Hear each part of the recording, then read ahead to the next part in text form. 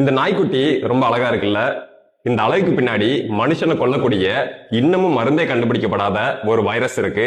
அதான் ரேபிஸ். இந்த rabies virus எல்லா பாலூட்டிட்ட இருந்துமே மனுஷனுக்கு பரவும். ஆனா 99% நாய்கிட்ட இருந்து தான் பரவுது. மதுரையில ஒருத்தங்களுக்கு 4 மாசத்துக்கு முன்னாடி பூனை கடிச்சிருக்கு. அவங்க ரேபிஸ் தடுப்பூசி போடாததால 2 நாள் முன்னாடி ரேபிஸ் வந்து இறந்துட்டாங்க. இந்த ரேபிஸ் வைரஸை நாம தடுப்பூசி மூலம் 100% கண்ட்ரோல் பண்ண முடியும். ஆனா தடுப்பூசி போடாம விட்டா இப்படிதான் ஆகும். இதுக்கு பேரு ஹைட்ரோபோபியா. தண்ணியை பார்த்தாலே பயப்படுவாங்க. இது ரேபிஸ்கான ஒரு சிம்டம்ஸ். இந்த சிம்டம்ஸ் வந்துட்டா எந்த மருந்தாலையும் நம்மளை காப்பாற்ற முடியாது. 100% சாவு உறுதி. ஒரு வெறி நாய் நம்மளை கடிச்ச உடனே ரேபிஸ் பரவாது.